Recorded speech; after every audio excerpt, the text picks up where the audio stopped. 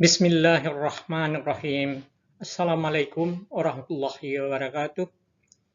Jumpa lagi dengan saya, Hamzah Junid, dalam seri kuliah pengantar akuntansi. Kita akan lanjutkan pembahasan dengan penyajian neraca dengan akun-akun yang dikelompokkan.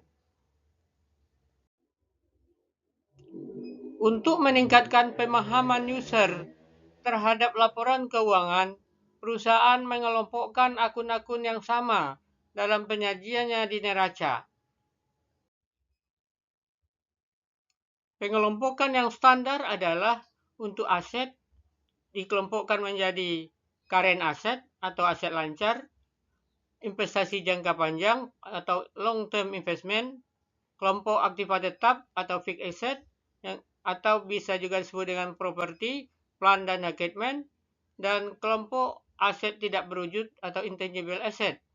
Untuk kelompok kewajiban dan modal dikelompokkan menjadi utang atau kewajiban lancar, kewajiban jangka panjang, dan kelompok modal atau owner equity.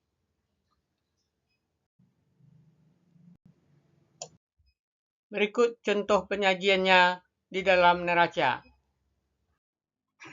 Contoh penyajian aset dimulai dengan penyajian current asset, kas, investasi piutang usaha, wesel tagih, persediaan, supplies, dan asuransi bayar di muka.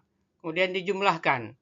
Kemudian unsur kedua aset adalah investasi jangka panjang yang terdiri dari investasi saham, investasi dalam bentuk real estate, kemudian dijumlahkan. Kemudian kelompok yang ketiga, property, plant, and equipment, atau disebut juga dengan aset tetap atau fixed asset, yang biasanya terdiri dari tanah, peralatan atau equipment dikurang dengan akumulasi penyusutannya, kemudian ditotal. Berikutnya penyajian intangible asset atau aset tidak berwujud. Dalam contoh ini hanya ada satu, yaitu paten. Selanjutnya contoh penyajian kewajiban dan modal. Dimulai dengan penyajian kewajiban lancar yang terdiri dari hutang wesel atau wesel bayar, hutang usaha atau utang dagang, pendapatan diterima di muka atau unearned revenue, gaji dan upah yang masih harus dibayar, hutang atau kewajiban bunga, kemudian dijumlahkan.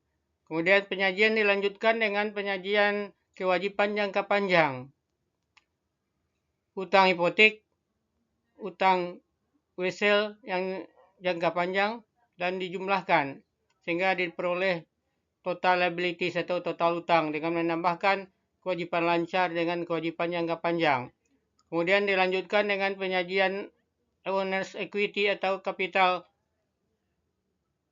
mulai yang disajikan dalam bentuk modal yang disetor. Kemudian dijumlahkan jumlah kewajiban dan modal. Demikian pertemuan kita kali ini. Sampai jumpa. Assalamualaikum warahmatullahi wabarakatuh.